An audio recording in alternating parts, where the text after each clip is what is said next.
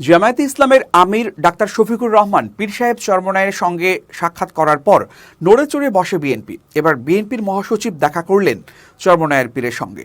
ইসলামী শরিয়াহ বিরোধী কোনো সিদ্ধান্ত না নেয়া এবং ইসলাম বিরোধী কেউ কোনো কথা বলবে না সহ 10 বিষয়ে ঐকমত্যে পৌঁছেছে বাংলাদেশ জাতীয়তাবাদী দল বিএনপি ও ইসলামী আন্দোলন বাংলাদেশ দল দুটি।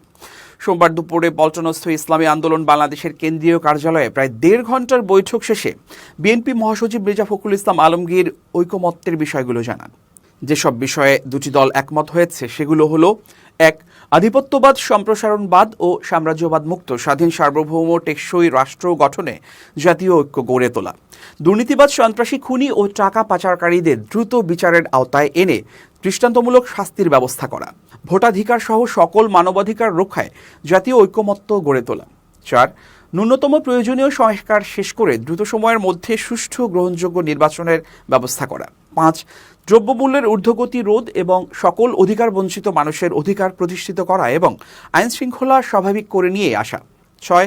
আওয়ামী ফ্যাসিবাদ বিরোধী সকল শক্তি দেশ পুনর্গঠনে ঐক্যবদ্ধভাবে কাজ করব। 7.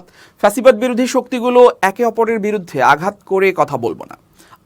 আগামীতে যাতে আওয়ামী লীগের মতো আর কোনো ফ্যাসিবাদী শক্তি ক্ষমতায় আসতে না পারে সে ব্যাপারে আমরা রাজনৈতিকভাবে ঐক্যবদ্ধ থাকব। 9. ইসলামী শরিয়াহ বিরোধী কোনো সিদ্ধান্ত নিব না এবং ইসলাম বিরোধী কোনো কথা কেউ বলবো না। 10. প্রশাসনে এখনো বিদ্যমান আওয়ামী ফ্যাসিবাদের দোসরদের দ্রুত অপসারণ করা।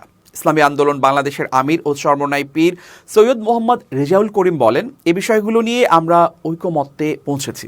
সুন্দর দেশ গঠন সহ সবার সহযোগিতা কামনা করেন তিনি।